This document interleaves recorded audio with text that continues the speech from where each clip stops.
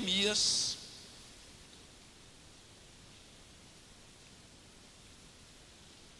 se você abrir aí em Salmos, voltando um pouquinho para trás, você vai ver Jó, você vai ter Esther, e logo em seguida você encontra o livro de Neemias.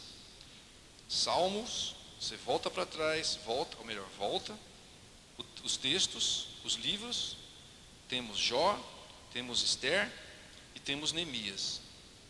Ok? Seu capítulo 1, primeiro, de 1 a 11. Lá está, a palavra de Deus, a palavra do Senhor. As palavras de Neemias, filho de Acalias, no mês de Quisleu, no ano 20º, estando eu na cidade de Suzã, veio Anani, um dos meus irmãos, com alguns de Judá. Então lhes perguntei pelos judeus que escaparam, que não foram levados para o exílio acerca de Jerusalém. Disseram-me: os restantes que não foram levados para o exílio e se acham lá na província, estão em grande miséria e desprezo. Os muros de Jerusalém estão derribados e as suas portas queimadas. Tendo eu ouvido estas palavras, assentei-me e chorei e lamentei por alguns dias, e estive jejuando e orando perante o Deus dos céus. Disse: ah, Senhor, Deus dos céus, Deus grande e temível, que guardas a aliança e a misericórdia para com aqueles que te amam e guardam os teus mandamentos. Estejam, pois, atentos os teus ouvidos e os teus olhos abertos para acudires à oração do teu servo, que hoje faço a tua presença, dia e noite, pelos filhos de Israel, teus servos, e faço confissão pelos pecados dos filhos de Israel, os quais temos cometido contra ti. Pois eu e a casa de meu pai temos pecado, temos procedido de todo corruptamente contra ti. Não temos guardado os mandamentos, nem os estatutos, nem os juízos que ordenastes a Moisés, teu servo. Lembra-te da palavra que ordenaste a Moisés, teu servo, dizendo: se transgredirdes, eu vos espalharei por entre os povos. Mas se vos converterdes a mim e guardardes os meus mandamentos e os cumprirdes, então, ainda que os vossos rejeitados estejam pelas extremidades do céu, de lá os ajuntarei e os trarei para o lugar que tenho escolhido, para ali fazer habitar o teu nome. Estes ainda são teus servos e o teu povo, que resgataste com teu grande poder e com tua mão poderosa. Ah, Senhor, estejam, pois, atentos os teus ouvidos à oração do teu servo e à dos teus servos que se agradam em de temer o teu nome. Concede que sejam bem-sucedido hoje o teu servo e dá-lhe mercê perante este homem. Neste tempo eu era copeiro do rei. Senhor, mais uma vez, Senhor, por favor, ajuda-nos na exposição da tua palavra, e a presença santa e abençoadora do Espírito Santo, Senhor, seja sobre nós, para assim iluminar a nossa mente e também o nosso coração. Ajuda-nos, por favor, nós rogamos em nome de Jesus. Amém. O tema principal seria uma vida de piedade. Diz alguns pregadores que Neemias foi um homem consolador. Neemias foi um grande homem e um grande líder secular. Ele liderou então um grupo de pessoas até a cidade santa para a reconstrução dos muros da cidade, acudir ali os necessitados de Israel, aqueles que não foram levados cativos.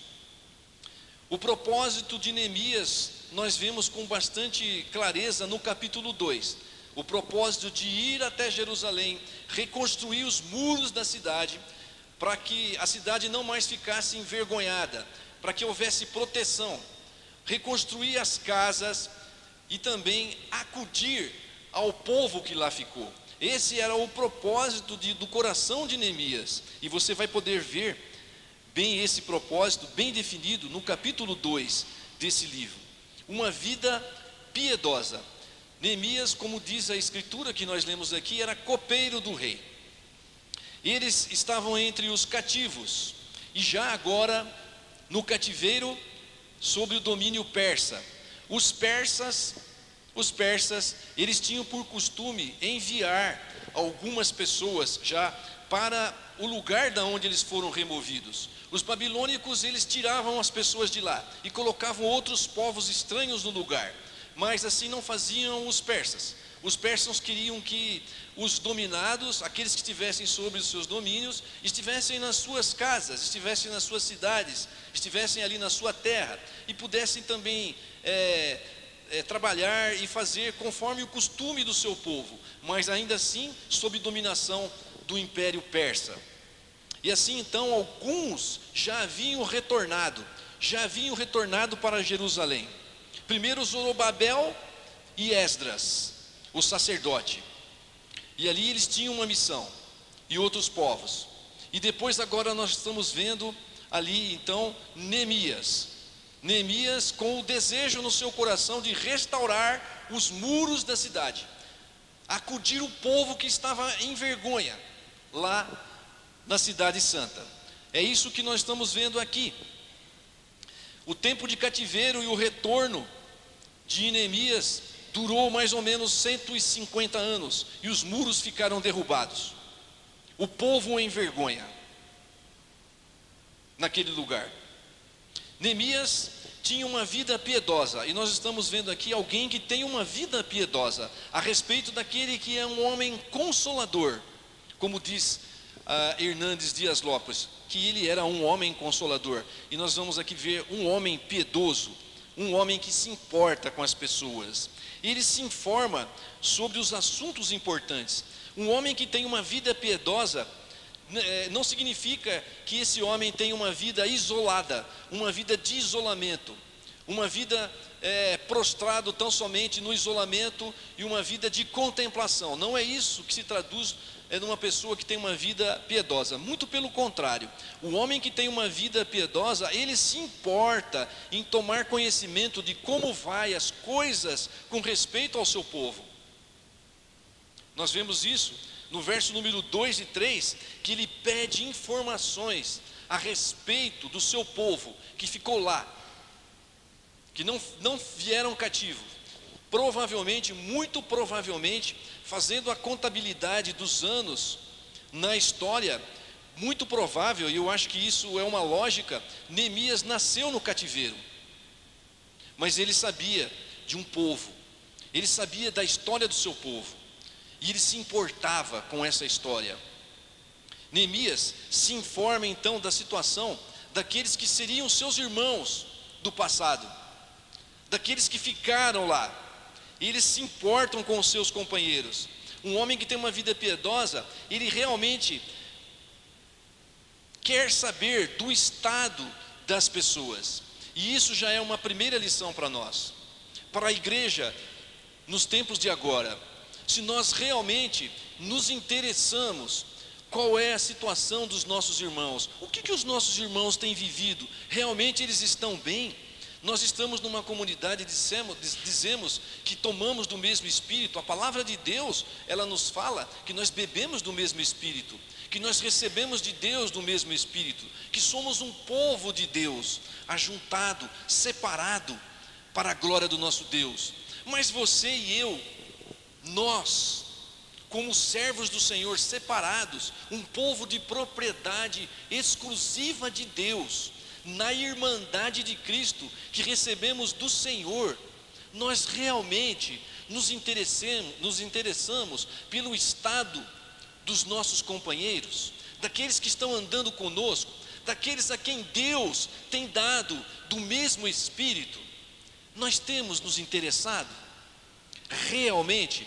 Nós temos orado, as nossas orações, elas contemplam, na verdade, os nossos irmãos. Nós nos lembramos da igreja?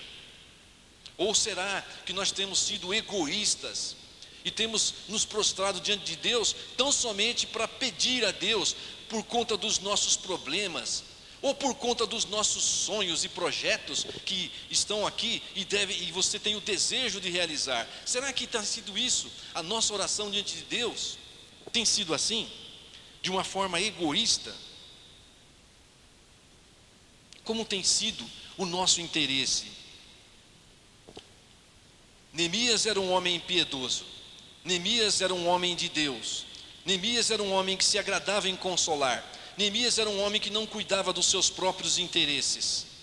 E a palavra de Deus diz que o amor verdadeiro é aquele que realmente não cuida dos seus próprios interesses, mas se interessa verdadeiramente como vai o coração do seu irmão, às vezes até mesmo das nossas famílias, aqueles que estão um pouquinho mais distantes de nós. Será que nós temos nos lembrado deles? Em 1 Coríntios, no seu capítulo 13, ele dá uma definição de amor, e no seu verso número 5 ele fala que esse amor realmente é aquele, o amor verdadeiro é aquele que não se conduz inconvenientemente, não procura os seus próprios interesses, não se exaspera e não se ressente do mal. Tem sido essa a tônica da nossa vida, com respeito aos nossos queridos, aqueles que nós amamos, e com respeito à igreja de Deus, a consideração do seu irmão, porque Jesus morreu por você e morreu por cada um de nós aqui, do mesmo jeito. Realmente é assim que nós temos vivido? No verso número 4 você pode ver Neemias, de uma vida piedosa. Vamos ver o capítulo 4, o verso número 4 da escritura, o verso número 4. O que foi que aconteceu lá no verso número 4? Tendo eu ouvido essas palavras, assentei-me e chorei. Chorei. O meu coração ficou pequeno, eu chorei. Os meus sentimentos, eles transbordaram de preocupação, de interesse, de empatia. Você é uma pessoa empática? Eu sou uma pessoa empática, de fato. Você chora ao menos por você mesmo? Neemias chorou, Neemias jejuou, Neemias orou. Se você tem uma vida piedosa, uma característica de um homem com uma vida piedosa é um homem que se interessa pela vida dos outros, das pessoas que são gente como você, que luta contra o pecado e que cai muitas vezes e que precisa de ajuda emocional, que precisa de ajuda espiritual e às vezes até física. Nós precisamos, diante de Deus, nos interessarmos uns pelos outros, porque esse é o que vai distinguir e vai dizer realmente que você é um cristão e que você tem uma vida de piedade. Não é egoísta, não cuida dos seus próprios interesses. Vejam que Neemias, a palavra de Deus nos informa que ele era copeiro do rei. Ser copeiro do rei era uma posição muito importante, era uma posição de altíssima importância. Alguns estudiosos dizem até que Neemias era um conselheiro. Por ser consolador, ele poderia ouvir sim os temores do coração do rei, mas a palavra de Deus ela nos informa que ele era copeiro. E o rei, naquele tempo, o rei Artaxerxes, era um homem poderoso, era um maioral, ele tinha um império, e dizem, e nós sabemos que quanto mais poder os homens têm, mais temor eles têm também, de perder aquela influência, de perder aquele poder, e de confiar. Existe também uma dificuldade de confiar nas pessoas. Então Neemias era o copeiro. O que era o copeiro? Era aquele que preparava o alimento do rei, era aquele que antes do rei tomar do vinho, ele mesmo provava, porque é possível que os seus inimigos, os seus opositores pudessem ter envenenado aquela bebida. Vejam a confiança que o rei tinha, o caráter que tinha Neemias, a lealdade que tinha Neemias. Um homem do cativeiro, nasceu ali cativo, mas ele foi destacado pelo seu caráter, pela sua lealdade, de maneira que o imperador, o maioral, colocou ele como copeiro, o seu copeiro, aquele que ia cuidar daquilo que o rei ia ingerir. A confiança e a característica de um homem piedoso é um homem de caráter. é um homem que transmite confiança, lealdade. Lealdade, é leal. Ele está ao lado, ele sabe conduzir, tem bons conselhos. Essa é a característica de um homem piedoso. E mais ainda, não cuidava dos seus próprios interesses, porque no seu coração já havia aquele propósito de acudir à necessidade dos seus irmãos. Vejam que Neemias era o homem que vivia num palácio. Ele vivia como ali do bom e do melhor. Neemias tinha tudo ali. Ele se servia da mesa do rei. Gente, veja, ele se vestia como um príncipe. Neemias, ele andava junto com o rei. Ele participava da vida ali do palácio. Mas ele, Neemias, ele estava abrindo mão. Ele desejava estar com seus irmãos. Ao invés de palácios, o que ele encontraria em Jerusalém eram ruínas e escombros. E era ali que ele tinha que viver. Ao invés de ele estar vivendo e se valendo ali da mesa e do banquete do rei, ele teria que dividir a comida com aqueles soldados, com aqueles homens que estariam lá com ele, e também com o povo que vivia humilhado, com trabalhadores. Ele teria que estar num lugar onde ele sofreria oposição, porque todo líder sofre oposição. É a realidade da vida. E ele estava disposto a abandonar todos aqueles privilégios do palácio e se colocar ali com os irmãos, ali nos escombros de Jerusalém, os muros derrubados, o povo faminto, humilhado, e ainda pessoas que fariam oposição ao seu trabalho.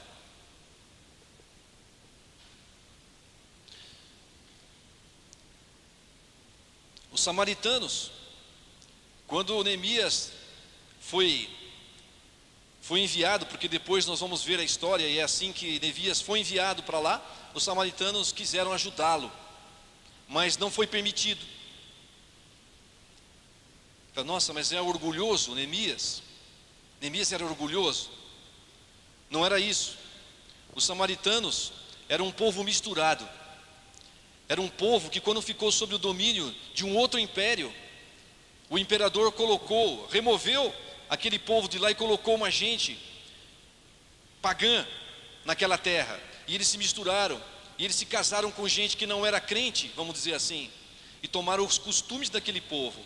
Eles adoravam a Deus, e adoravam também os deuses daqueles povos de costume e de cultura estranha. Por isso os judeus não se dão com os samaritanos. Neemias disse: não, vocês não têm parte conosco. Nós servimos a um Deus que exige privilégios, exige lealdade a Ele, e fidelidade a só Ele.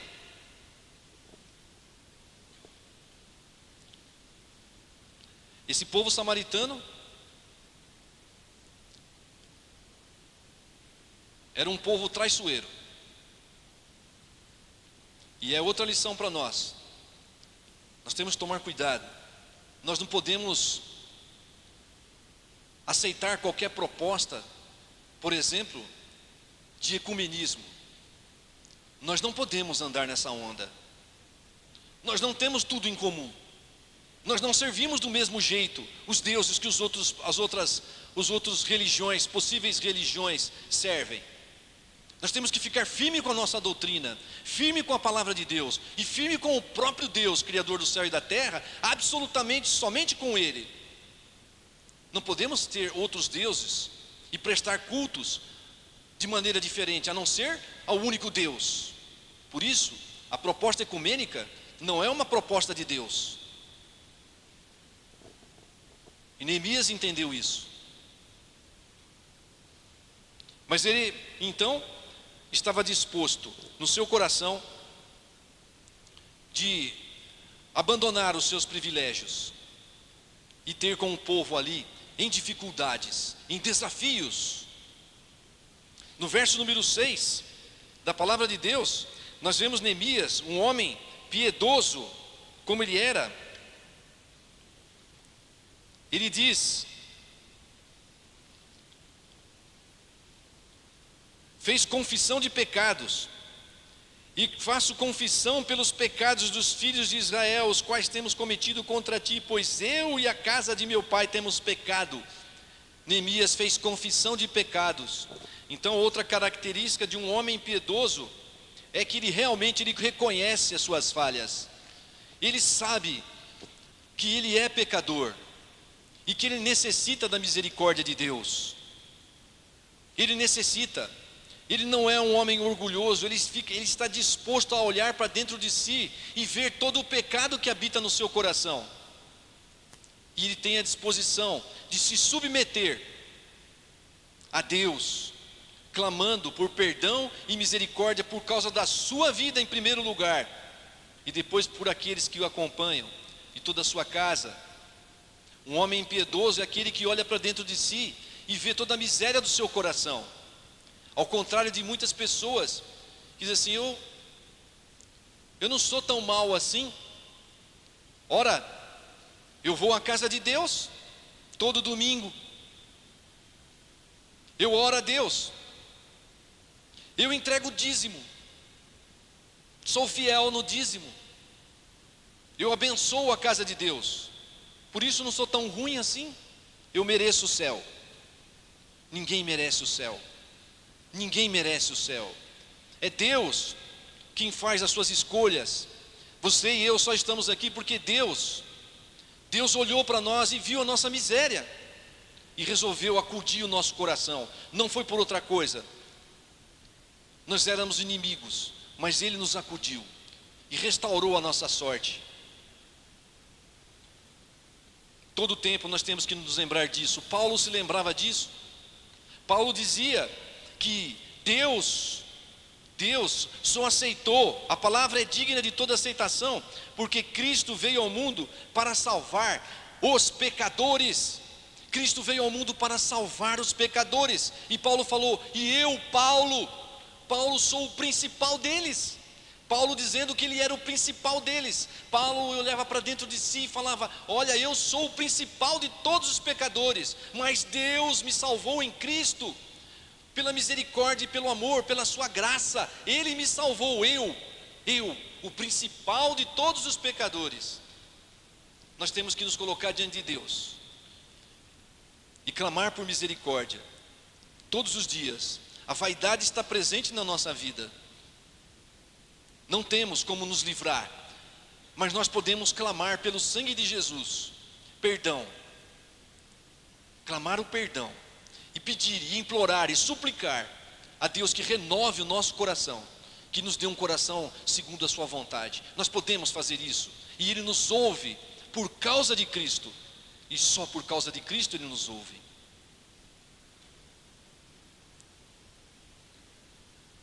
Um homem piedoso, ele também tem uma profunda dependência de Deus. Ele sente uma profunda necessidade de Deus, uma profunda dependência de Deus, tão somente de Deus. Vejam aí o verso número 11. Ah, Senhor, estejam, pois, atento os teus ouvidos à oração do teu servo e a dos teus servos que se agradam em temer o teu nome. Concede, seja bem sucedido hoje o teu servo e dá-lhe mercê perante este homem. Dependência de Deus.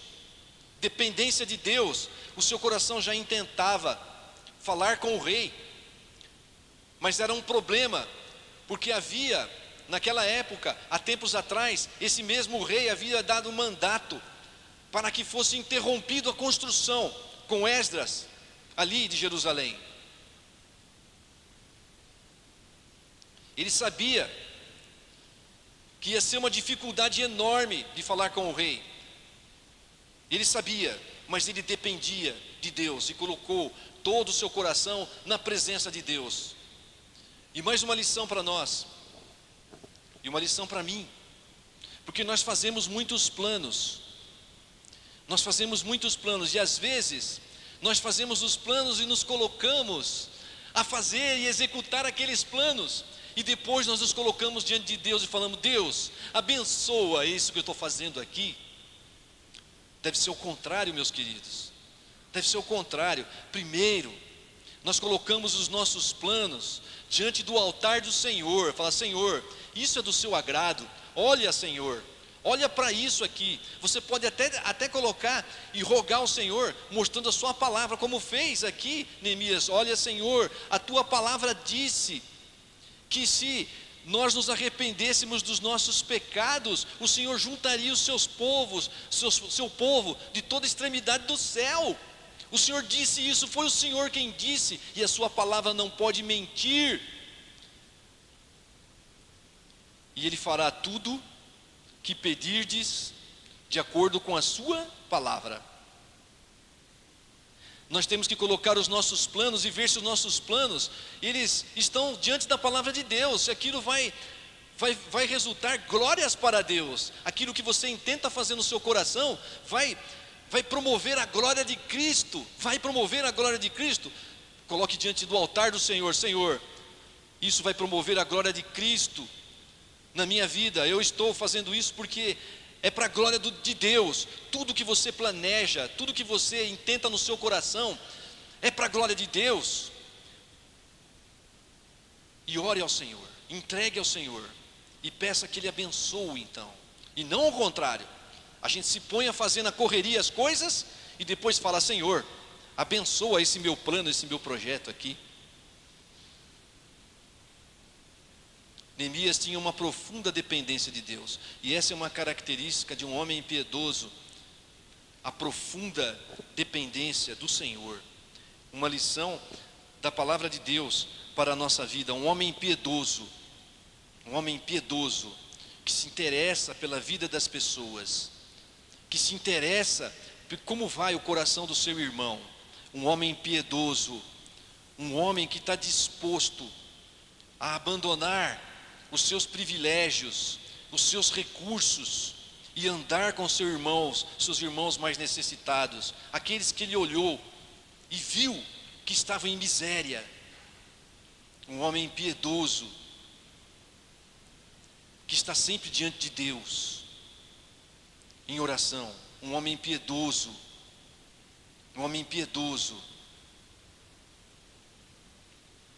que tem uma profunda dependência de Deus. Mas eu quero dizer a vocês que é alguém ainda maior e melhor que Neemias, um homem mais piedoso, um homem mais santo, há um homem mais digno, há um homem mais corajoso, há um homem melhor, há um homem que deixou todos os seus privilégios, um homem que abandonou o seu palácio, um homem que era adorado por anjos, um homem que olhou do céu e viu toda a nossa miséria, a miséria do nosso coração, e largou os céus, e veio e se encarnou em homem, em carne, e se humilhou, e foi até as últimas consequências para se comprometer comigo e com você, morrendo na cruz por conta dos nossos pecados. Jesus, o Salvador, Jesus, o nosso Redentor, um maior e melhor Neemias, que abandonou tudo, largou tudo. Um homem que largou até o status por um momento de filho de Deus, quando na cruz ele bradou: Deus meu, por que me abandonastes? Por amor de mim e de você. Na cruz, Jesus, o Salvador, o Redentor, foi a única vez que ele não chamou Deus de Pai, mas falou: Deus meu, por que me abandonastes? Ele fez isso, e ali ele deixou o status de filho de Deus, para que eu e você pudéssemos ter então também ser chamados filhos de Deus. Foi por isso que ele deixou ali o seu sangue, a sua própria vida, deixou ali de ser chamado de filho de Deus, para que eu e você pudéssemos então ser reconduzidos à comunhão de Deus, o nosso Pai, e sermos chamados os filhos de Deus. Mas ele ressuscitou, Deus o ressuscitou pelo seu poder, dizendo: aceito está esse sacrifício por aqueles os quais você morreu. E agora então, todos são benditos. Vinde, benditos agora, meus filhos, a comunhão do Santo e do Eterno. Louvado seja o nome do Senhor Jesus. Por isso, meus amados, uma vida piedosa é o modelo que nós temos que seguir, o modelo maior de Jesus, que ao longo das Escrituras, em todo o Velho Testamento, ao longo das Escrituras, vem apontando para esse Messias, vem apontando para o sacrifício, vem apontando para o nosso Redentor e Salvador Jesus Cristo.